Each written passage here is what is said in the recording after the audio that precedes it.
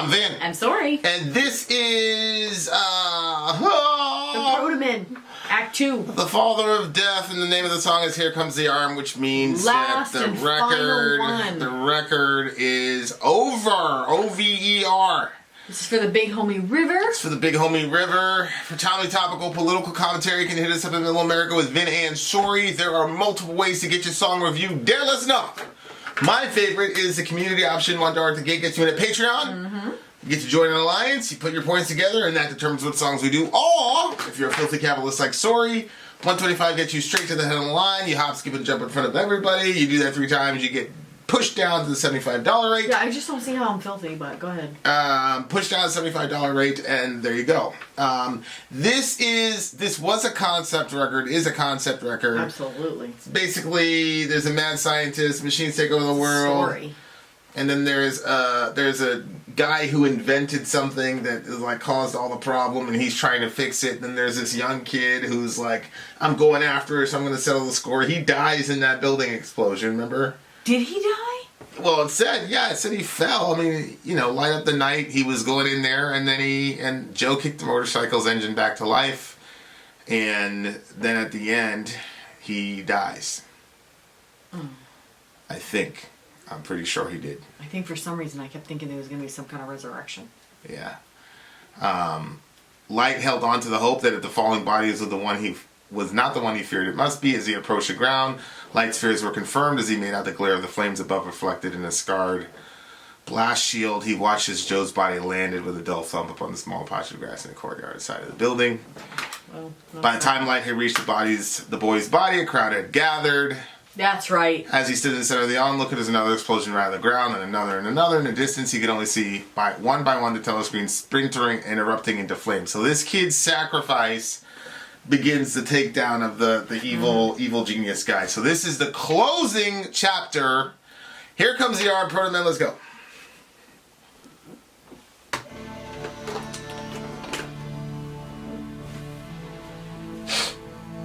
I love the 80s vibe.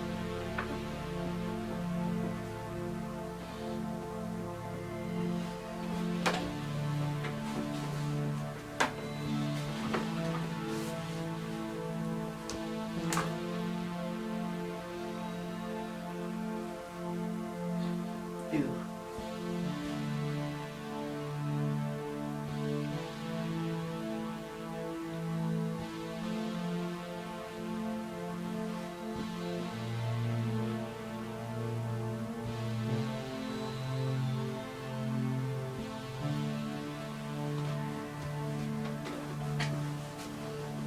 Yikes.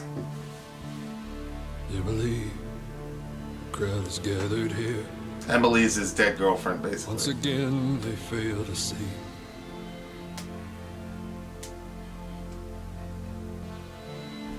You can't just set the world at someone else's feet and not get trampled underneath. I think somehow Joe knew it, paid the price he thought he had to pay. But Emily, that death was meant for me.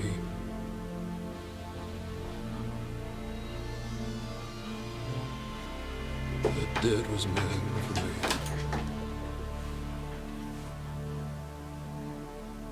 This is not the world my father knew. This is not the world I know. He would have wanted me to build. I can't undo it now. It's like a train, and all its cars are filled with steel. I would stop if I knew how.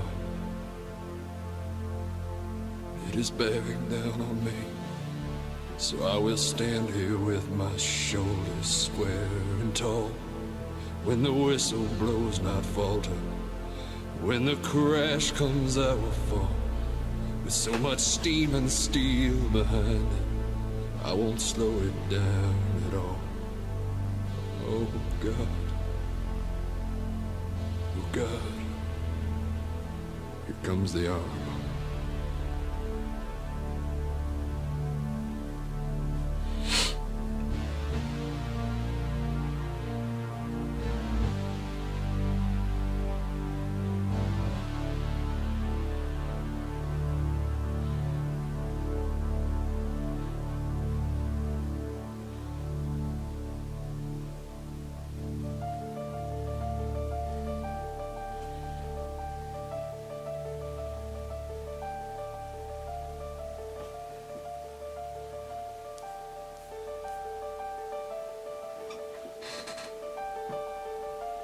Promise, please, don't cry for me. I know you never meant for this. I love you completely. Just remember that if I should leave you now, then in my final hour, I pray this letter finds you well. Before it all goes to hell, he can never cage the world. It's too big for anyone, and soon the dark will pass. I want so much to be with you, but in my heart I know, Tom, the city needs you now. The city needs you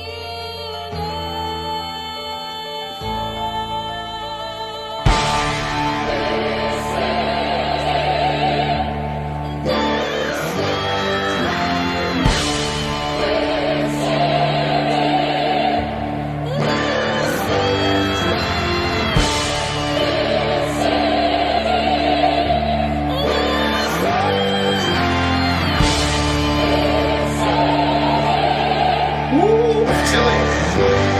See some goosebumps, y'all.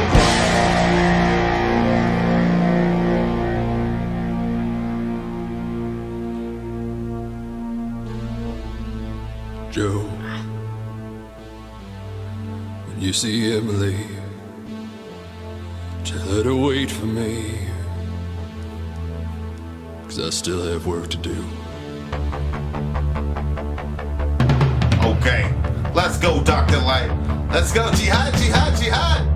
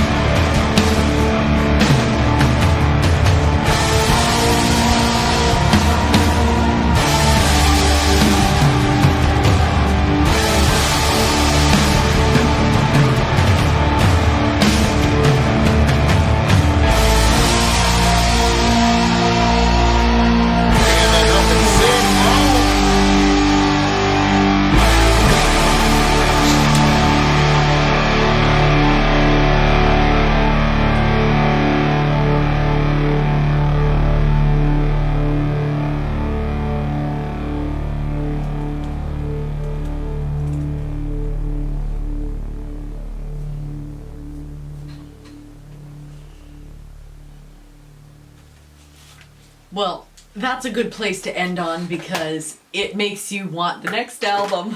Right, right, which is exactly what I just got done Googling. I'm like, where is Act 3? Is it out?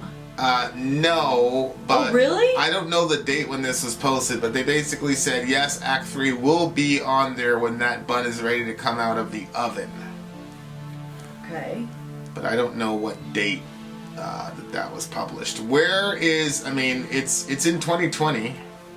Oh, wow. Yeah, so that post was made November of 2020. So Oh, wow. pretty recent. So Yeah. Act 3 is coming soon, inshallah, and I'm assuming that would be the conclusion. So this is like the transition piece from album 2. I can't believe that Joe guy legit died, bro. I know. I was hoping, I was like, well, maybe he'll come through. You know what I'm And saying? me too, especially when he went to take the helmet off. I'm like, okay. Yeah. And then I was like, wait. Yeah. No? Yeah. Not at all. I was a little bit confused. Maybe we need to check up on Act 1, but unplug this. But like, when Emily wrote in the letter, it was like she was already dead. You know what I'm saying? Like, Yeah, but maybe she was kind of catching the weird vibes from that guy, and she just thought something bad might happen.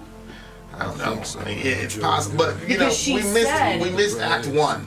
Yeah. So I'm not sure. But yeah, you're right. I mean, she could be that she had a weird feeling about the. You know, big homie. The big homie, the evil guy. I forgot what Wiley was his name. So I don't know. I don't know. But I'll tell you what, this part right here. This is not the world my father knew. This is not the world I know. He would have wanted me to build. That was made for me. That was like. I can't. That was like major for me. Really? It's like Yeah, there's a scene in The Passion where you know, Jesus falls down when he's carrying the cross, it is bearing down on me. and they have Simon and Cyrene pick it up. Well, in the dialogue, Simon says, "I just want everybody to know that I'm carrying the cross, but it's not my cross. I'm carrying this on behalf of another." And obviously the irony was, no, you're not. Right. You're carrying the cross. You should be on it. It's brilliant, right? But again, we talked about price figures in the last one, because Joe sacrifices himself and all that. But then it gets continued because Joe pays a debt. He basically died for Light's sins because Light feels guilty about making all this technology and whatever, and that's why he was saying it was meant for me because I needed to settle my own score. But then, you know, this kid Joe comes in there and he saves the day and basically atones for Light's sins by dying. So I mean, he dies on behalf of the entire city, but he maybe Light's gonna figure out a way to like particularly die morph for that kid's body with like a machine, so it would be like Inshallah. Yeah. I mean, maybe. I mean, you know, I'm because if a machine just does whatever it's commanded to do, then man mixed with machine would maybe have some morals. right. Which kind of got explored in RoboCop, where he dies and then they basically make him a robot cop, and so there's like that. I never saw it. Yeah, it's this cop and he gets killed, and then they basically do this experimental thing where they fuse him with all this metal, and then he becomes RoboCop. But he's kind of like, If something happened to you and they had that type of technology, would you want me to say, yeah, go ahead? no, I knew it. just let me stay with the answer. I'd say, look, he doesn't want this, but I've done my he would time. be an ideal specimen for this. Done my time. So yeah, there he is right there, right? And he's in all this robo stuff. Is that something kids could watch or no? You know, my mom let us celebrate Halloween one year, and I was RoboCop, and she went all out. There were spider webs and all this craziness in the porch and all. We had a very, you know, it was cool. We were hooked up. That was the first year I was in America, and I was like obsessed with RoboCop. Yeah, because my stepfather showed me like the first RoboCop, and I was like, oh my god, RoboCop! This guy's like. Then I sent my brother that video of me shooting. He's like, oh man, he's like RoboCop. Shout out to the homie. Now you're a RoboCop. I was never a cop. You understand? You're a giant, big, glorified cop. I was never a cop. Well, there you are. Fuck 12. Yeah. So yeah. I don't think that he's coming back. I doubt it very, very highly. But man, these guys are taking their sweet time. Huh? This shit came out in 2009. We're about to go into 2021. They still haven't released the third one. What's wrong with you, Protomen? This came out in 2009. Yeah. Yeah, it's time. Yeah. Hey, we need to get in contact with Protomen. This is What? unacceptable. Story? This is unsat. Assault with Vin. There's no other one right Okay, so the guy dies, and then, he basically wants to die himself, but he's got to continue the mission. He's got to continue the mission. He's got to keep going. And so that was the point. there. The music really sounded like you're tooling up. Yeah, that like I was, yeah, definitely. It's hard when you have, I'm sure it must be hard for them when you have like 3 albums worth of a story to tell. And, because I would have liked for the end song for this giant flurry and a lot of resolution, but there was no resolution to the story, so they could not reflect that in the music. They couldn't do it this big giant flurry. If you listen to any other song, right, you can see that there's always one segment where they just go around. Shorty can sing, that girl can sing. Oh my gosh, yeah. She is, I saw them live too, and Really? she's the exact same way. She's the exact same way. Yeah, she's a bad. They're a very good live band. I forgot there was a woman involved. Yeah. So, like, and I just love the retro 80s sound. Yep. Like, I don't know how that sound got played out. It's I don't know. You were the ones who think it sounded like that. Yeah. I mean, it's a giant mystery. Yeah, I know. But with that, they done something to pick that one up. I guarantee you. Plus, I kind of think that like each generation, like the crap of the generation before, like all the 80s music, like all the 90s. You know what I mean? Like our kids are like about some of the stuff that we appreciated. Like Yeah. I mean, yeah. If you're you must have listening, hit a button. if you're listening to too much of that stuff, then yeah, you're gonna get bored. For sure, you're gonna get bored. But I love it, and I'm glad they did it. But if every band did that, I'd probably be like, oh, why is everybody doing the '80s nonsense? It's crazy. Yeah. So then he has to peace out to Emily, and he basically says, tell her to wait for me. I got work to do. Which you gotta find ways. Like, you lose somebody that important to you and all that, and you gotta find ways to keep pushing. So, and it's really crazy. Like the whole refrain about the city, which of course the whole "Don't Turn Your Back on the City." That's the Breaking Out song, which Breaking Out is probably my second favorite and first most listened to song of 2020. That one was a fun one. I really, really love that song. So, Orbit Culture narrowly, usurped that position. But, there's a big theme about saving the city and things like that, which is, I think, is pretty noble. It's a pretty noble thing. I was in a situation where, it's probably delusional, like, where at some points I remember, like, talking to people and be like, yo, I got to get out of this specific type of situation. I got to let, you guys run it, that type of thing. And I was like, I got to back out of this. And they were like, nah, bro, the city needs you, blah, blah, blah. You know what I mean? Yeah. So it was one of those crazy. And, that's on a small scale. But on a macro scale, like, I remember LeBron, when he announced that he was going to play for the Heat and leave Cleveland, and they were burning his jersey and all, like, as soon as the thing was burning his jersey.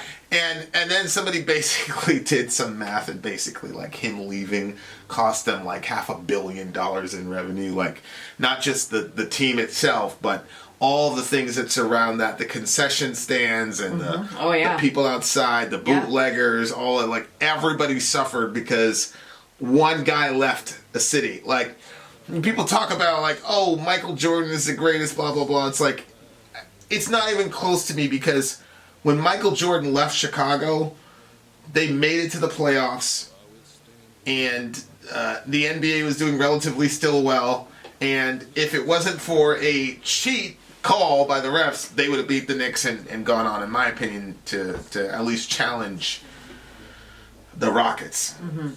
When LeBron leaves, the whole place is in shambles. I mean, that's pretty crazy. Like you go from being in the finals every year to not even making the playoffs and being such a horrible team that you get the first round draft pick the next year. So like when LeBron. So the point is like all the weight of having to carry a city on one person is just way too much.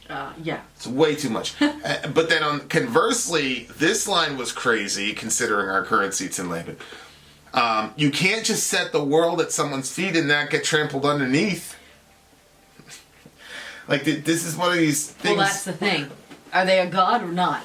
Right. And if you put them up to that level, then sacrifices will be made to them. Correct. Every god demands a sacrifice. Yep. That is correct. Yep. Just so happens the God that we serve sacrificed himself. So, Right. but A like, sacrifice was made, but...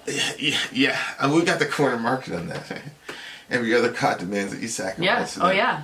To make it, our God came down and sacrificed for us. Well, what can you do? Join the team. But that's a crazy line. Simply the best. You know, when you think about a guy like Trump, right? I've been pretty consistent in my understanding of Donald Trump's psyche. Yeah, I think he has fascistic tendencies due to the fact that he's grown up in a certain type of environment, and his dad was filthy rich. So you can bet that he observed his dad engaging with people in a less than respectful manner due to how much power he had. So all Trump knows is somebody contradicts you, fire them or destroy them. That's all he knows. So I understand when you put a guy like that and give him that type of power, I can understand people going, oh, this guy's like a straight up fascist. And like I said, I think he's a very arrogant, narcissistic person with fascistic tendencies. But when you look at, I saw a quote one time, and it really, really blew me away and made me very proud of America. But basically, Obama left the Oval Office. He was gone. And they're like, the person basically said, this guy who was infinitely popular and could win another 4 years, another 8 years, willingly vacates the office with no bloodshed.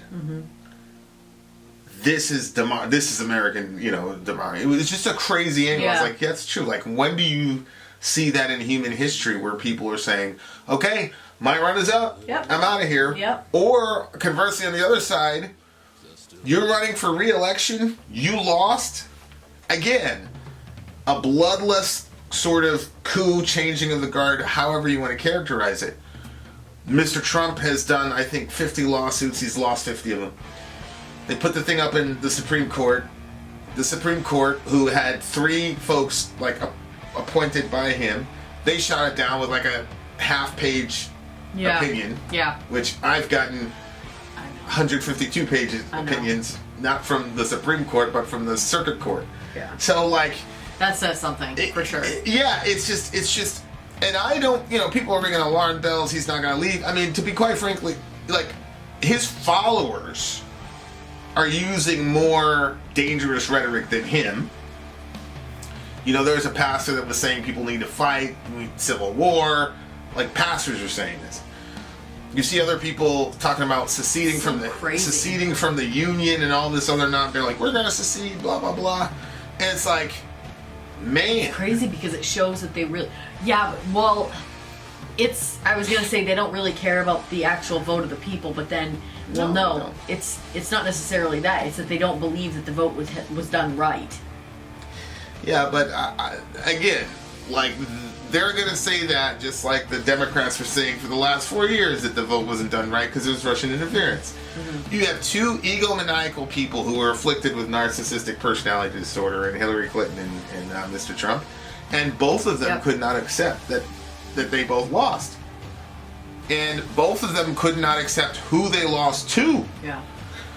Hillary is like the sort of proto-American feminist, she fought about taking the last name and all that. She kept Rodham in there. Like, for her to lose to an obvious misogynist like Trump is obviously hard for her to deal with. But conversely, on Trump's side, for him to lose to a guy who is displaying maybe early onset issues, right? Yeah.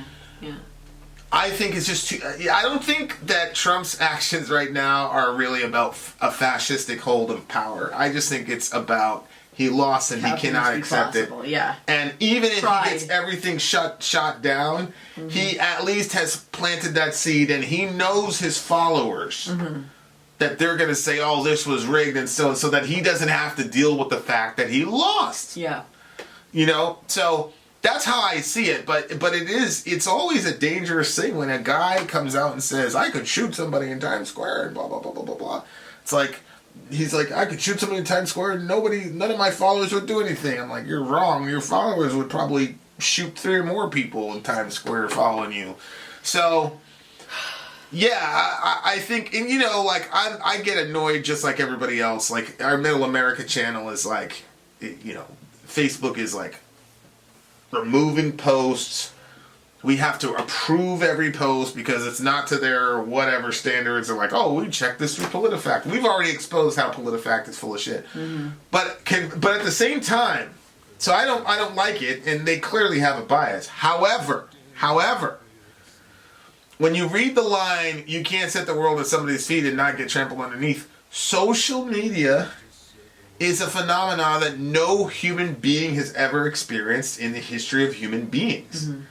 And so, even though on my side as a user, I'm annoyed, blah, blah, blah, on their side, imagine if you truly believed that there was a guy that was horrible, that was in league with Hitler, even though it's nonsense to make that comparison. And imagine you feeling they used my platform to disinform people, whatever you want to call it, and get Hitler into office. Oh, yeah. You know, it's like Terminator. Like, Terminator, the whole thing was you had made these, you know, cyborg-type robots or whatever, and they became self-aware, and then they started terminating regular human beings. So, the whole point was, we need to go back in time, find the guy who invented this, and tell him not to make it. You know what I'm saying? So, it's like, it's like one of those, like, what have I done type situations. And I just think that when you look at Zuckerberg and all the rest of these guys, I just think they looked at 2016 and they're like, what have we done? You know, and I think that you're right. I just don't think that it's an accurate way of looking at the situation. I think that you need to do your research, and like, I'm not going to do hours of research on political stuff. It doesn't really interest me. Right. But for someone like you, if it interests you, then you do the research, and then they're shutting down stuff. Like, some of the posts that you've put got shut down, and it was if you aren't posting lies. No, but you know, and some of this stuff is just ridiculous. It should be, but it should like, be. oh, we across went to the board. PolitiFact, and Yeah, PolitiFact has no. yeah, like stake in the game. we clearly showed that they have an obvious bias. That was indisputable. So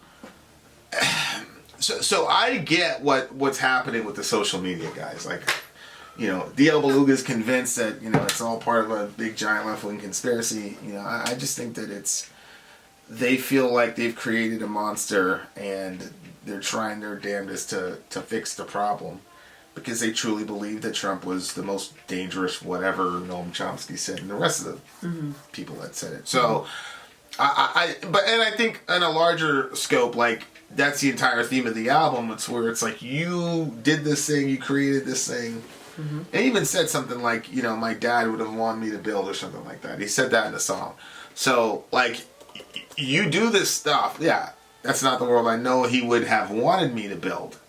But I can't undo it now. So, you know, I get it, man. You're an image bearer of God. You're going to have an impulse to create and invent and whatever. And there are just times when, you know, you cross a line. And I don't know. Is social media that line? Like, the entire time in the 90s, we were worried about computers becoming self-aware.